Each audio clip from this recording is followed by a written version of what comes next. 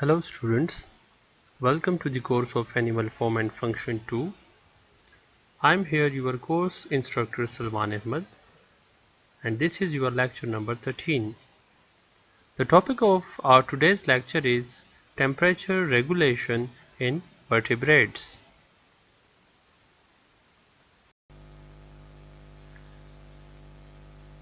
In today's lecture we will discuss about various adaptations of fishes to different water temperatures, the adaptations of amphibians and reptiles to the changes in their environmental temperature, and finally the concept of thermoregulation in birds and mammals.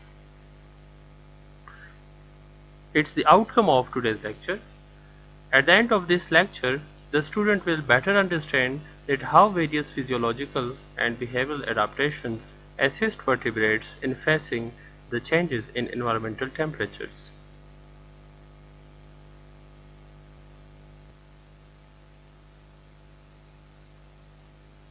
Now, first of all, temperature regulation and its effects. So what is temperature regulation? Temperature regulation is a characteristic of higher animals, a basic characteristic of higher animals, also known as thermoregulation, which means that the maintenance of relatively constant internal body temperature despite of fluctuations in environmental temperature. As we know that the temperature changes are common to any type of habitat on daily basis and seasonal basis. So, by this character, the animals, regardless of the changes in their environment, the temperature changes in their environment, they keep their core body temperature within a specific limit.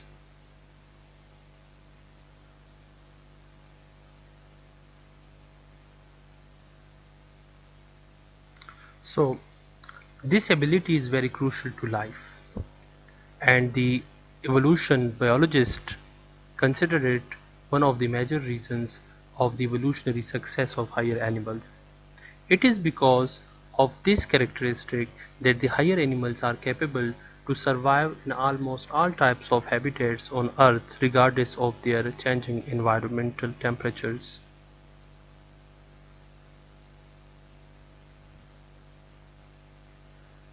The phenomena of thermoregulation involves multiple body systems like the nervous system, endocrine system, respiratory system, and circulatory system of higher animals.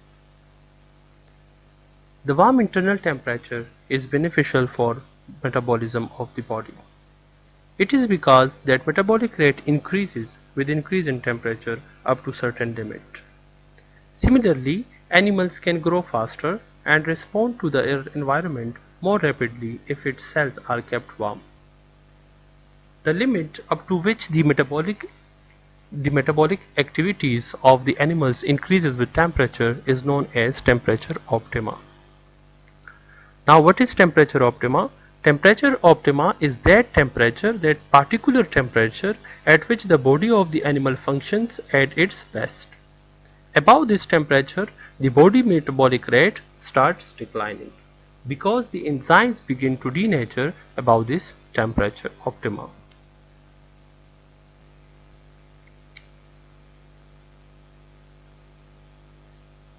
Now, the temperature regulation in fishes. Mostly the fishes are ectotherms. It means that the body temperature of fish is determined by the temperature of its surrounding water. The temperature of the body of fish will tend to increase when it is in the hot water. Similarly, the body temperature of fish will tend to decrease when it is in cold water body.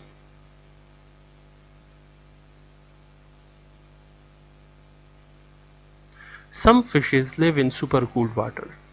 Such type of fishes have to face two types of challenges.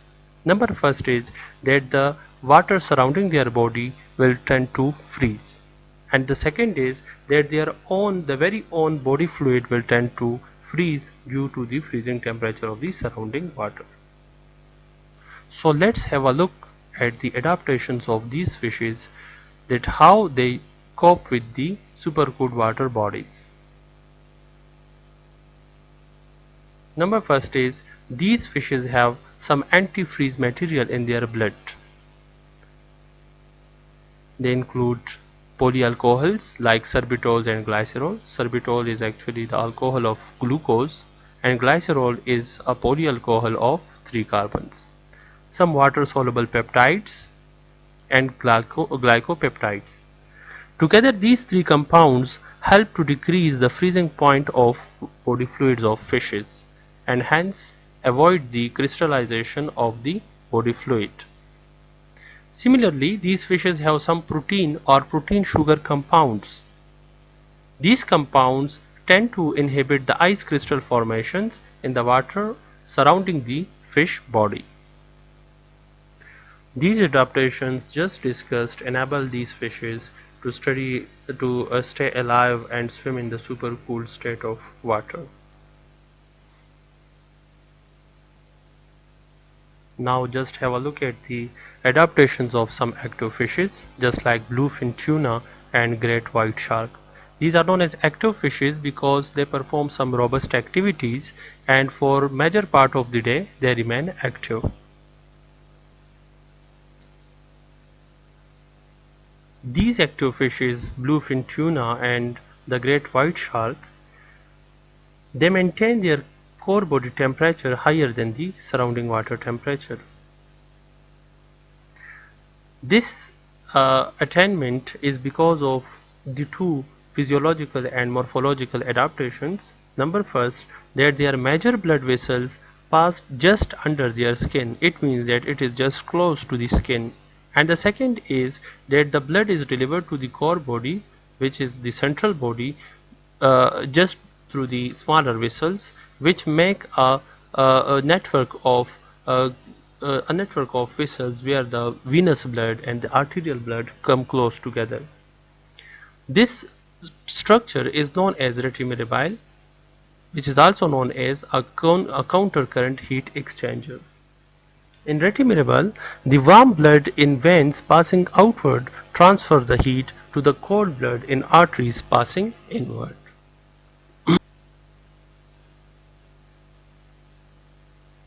Now this diagram is the cross section of the fish body.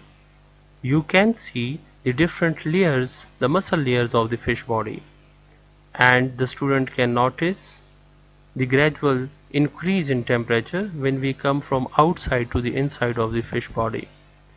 These are the innermost muscles known as red muscles and which remain very active and contribute in the swimming of fish.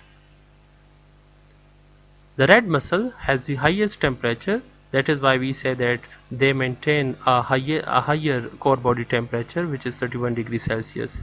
This is the magnified section of the retromirabile. You can see the blue color vessels and the red color vessels.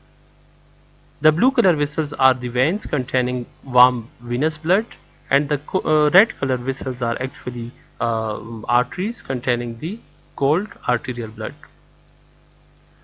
The arrows are showing that the venous blood, which is depicted in blue color, is transferring heat to the red color vessels, which are arteries.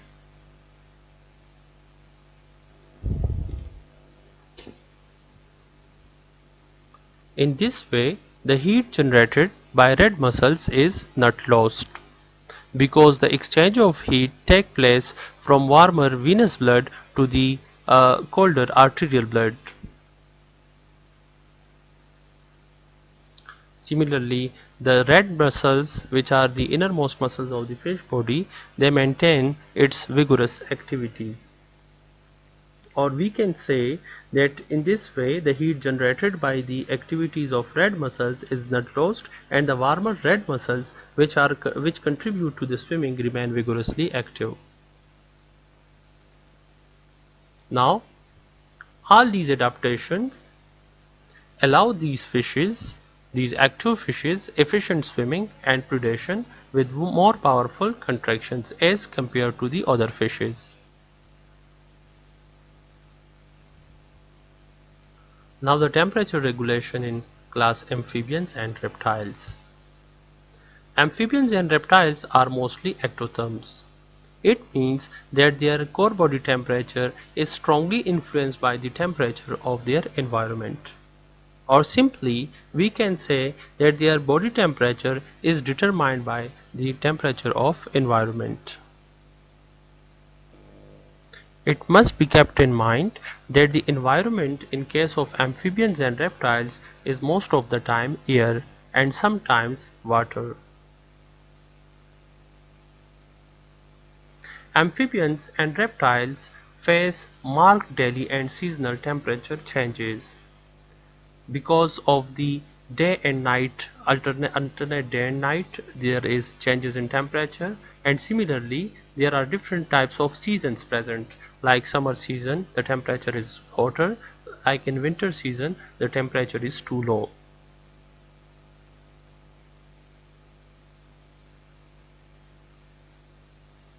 Most of the amphibians face difficulty in controlling body heat because they produce very little metabolic heat and lose most of it from the body surface. However, behavioral adaptations help in the thermoregulation of amphibians. So let's discuss these behavioral adaptations of amphibians. Number first is evaporative cooling. Now what is evaporative cooling and why is it present in amphibians? The student must remember that the one form of respiration in amphibians, one form of gaseous exchange in fact in amphibians is cutaneous respiration, in which the gases, respiratory gases like CO2 and oxygen will exchange the amphibian body through the skin. For that reason we require a humid skin. So the humid skin of the amphibians also contribute in the surface evaporation. This is known as evaporative cooling. Number second is hibernation and third is estivation. Now hibernation and estivation both are inactive forms of the amphibian, but there is a little difference between hibernation and estivation. Both are dormant phases or inactive phases, but hibernation is actually winter sleep whereas estivation is a summer sleep. It means that the fish body, the amphibian body hibernates to avoid the coldness of the environment, while it estivates to avoid the hotness of their environment. It has also been recorded that during estivation under the ground the amphibian body show a little bit motion and it try to move towards the more shady area under the ground in which it is found suppressed. Now here is an example of bullfrog, which is an amphibian, and it can regulate its evaporative cooling by controlling the amount of mucus secretion on its skin. Reptiles.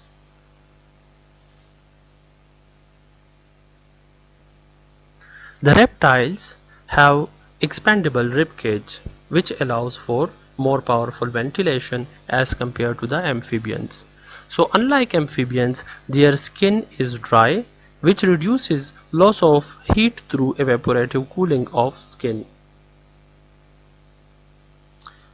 They are completely ectothermic and their body temperature is totally dependent on the temperature of their environment.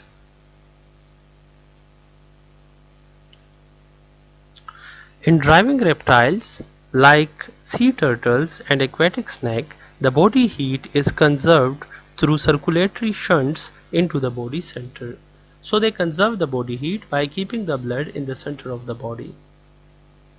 Another adaptation is that they can also produce heat by the production or synthesis of thyroxine and epinephrine. It means the involvement of endocrine hormones in the heat production. Both of these two characteristics were first evolved in the reptiles, but today they are the characteristic properties of mammals also. These properties are commonly found in mammals, that is the conservation of body heat and keeping the blood in the center of the body, and number second is the involvement of thyroxine and epinephrine in the heat production.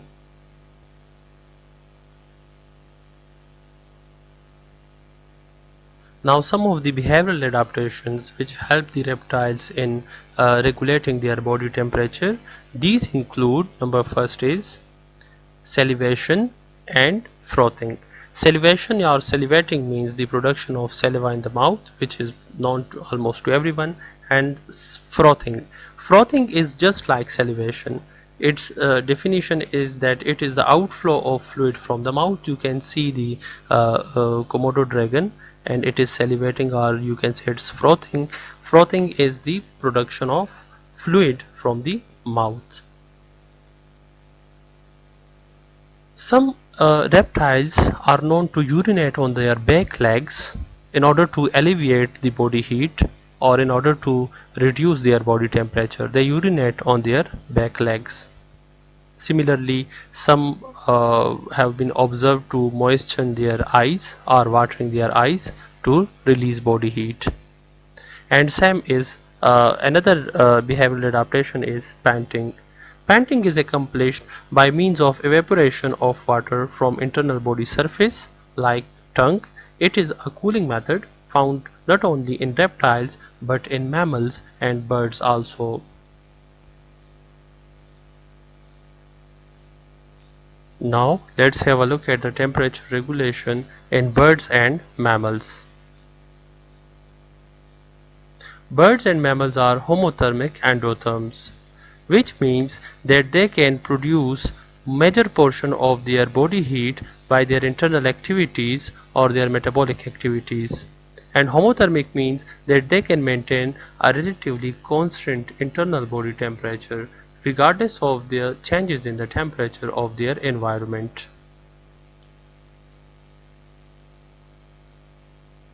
Birds and mammals both are most active and behaviorally complex vertebrates compared to the other classes of vertebrates. These show a large variety of activities, and similarly large number of complex behaviors are attributed to birds and mammals. Because of their complex behaviors, they can live in almost all types of habitats on the earth. You must have observed that birds and mammals can live in water, on land, in deserts on land, similarly in forests, in air, in green lands. Similarly, in case of water, they can live in shallow water and in deep waters. Why both birds and mammals are endemic to almost all types of habitats? It is because of their complex adaptations to these environmental extremes. So let's have a look. Number first is the cooling mechanism in birds. The cooling mechanism in birds include birds panting, which has already been discussed in reptiles. Panting means that the evaporation of water from the internal body surfaces like tongue. You must have seen some type of birds at your home put it out their tongue in warm temperatures or in summer season. Similarly, we have gular flutter in birds. Gular is actually a pouch, a featherless skin which is highly vascular and present between the lower mandible and neck of the bird. This pouch or this featherless skin, this is capable of vibrations. Vibration means fluttering. So when it vibrates, it is known as gular flutter. Gular flutter is also the morphological structure which vibrates, and it is involved in the motion of the air inside the mouth of the bird, which help in releasing the body heat. You can see in the diagram, this gular fluttering helps drive air across the moist area of the buccal cavity, and it takes out the heat away from the body, the inside of the bird's body. Now, after cooling mechanism in birds, we will see heat retaining mechanism in birds. This is opposite to the cooling mechanism, and it includes the feathers, which are excellent insulators. Feathers are actually accident insulators, especially the down type feathers. They trap the layer of air next to the body and reduce heat loss from the skin. Similarly, we have in some birds retimirable is present. For example, in aquatic birds, these birds may lose heat through their legs and feet because their leg and feet are dipped in the water as they are aquatic birds, so they have retimirable in their legs. Retimirable is also known as counter current heat exchanger, in which a heat is transferred from the venous blood to the arterial blood or arterial blood to the venous blood. Now this is the diagram. In this diagram you can see the magnified picture of the counter current heat exchanger in the leg of this duck. Duck is actually an aquatic bird. Unlike the retimirable of the fishes, you can see that here the arterial blood is warmer as compared to the venous blood. So the heat is transferred from the arterial blood to the venous blood, unlike in fishes in which venous blood was transferring heat to the arterial blood. Now after discussing the cooling mechanisms and heat retaining mechanism in birds, we will discuss the cooling mechanism and heat retaining mechanism in mammals. Cooling mechanism in mammals. So the animals in hot climates, especially we are talking about the mammals in hot climates, may release their body heat through sweating. Through sweat glands they produce sweat. Similarly, panting, which has already been discussed, vasodilation of vessels close to the skin, and many others. Similarly, I have added here the ears, the large ears or long ears in jackrabbits. Jackrabbits are actually the rabbits which are the scientific name is Lepus californicus, and these rabbits are found in American deserts in hot climates. Their ears have actually an extensive network of blood vessels which help in cooling the body and release body heat through the process of radiation.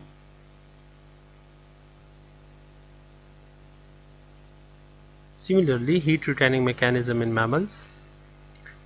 The exchange vessels are present in extremities in Arctic fox and barren ground caribou.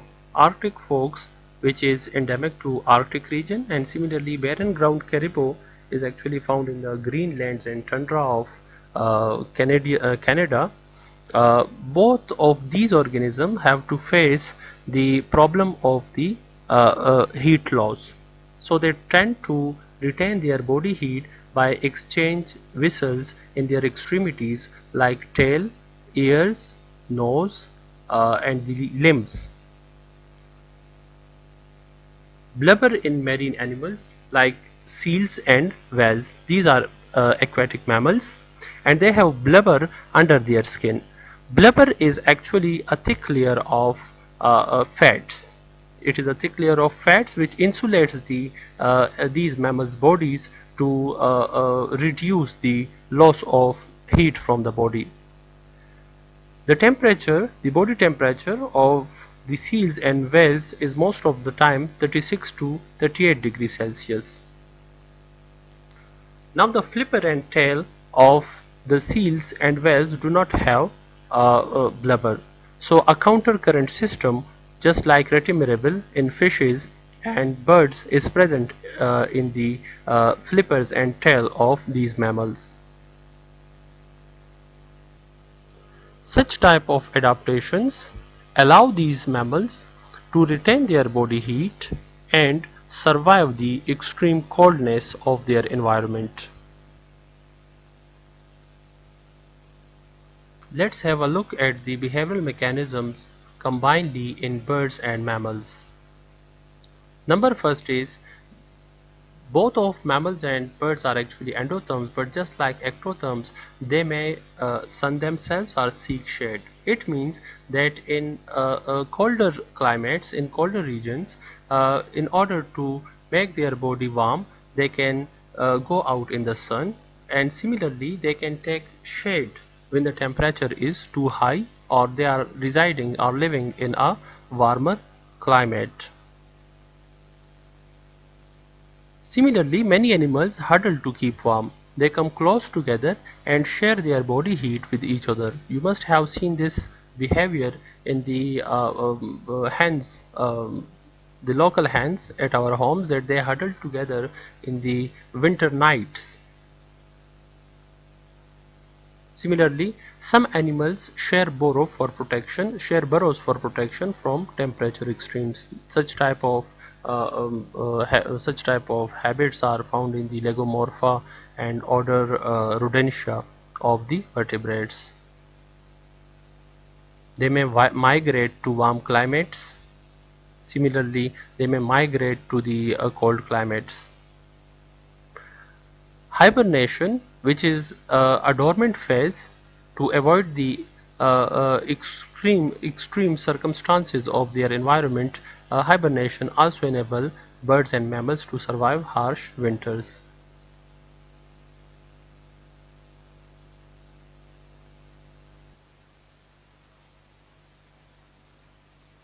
These are the references: Miller and Harley and Campbell book. Thank you so much. The student may ask any type of question. It will be highly encouraged and will be addressed in the coming lecture. Thank you so much.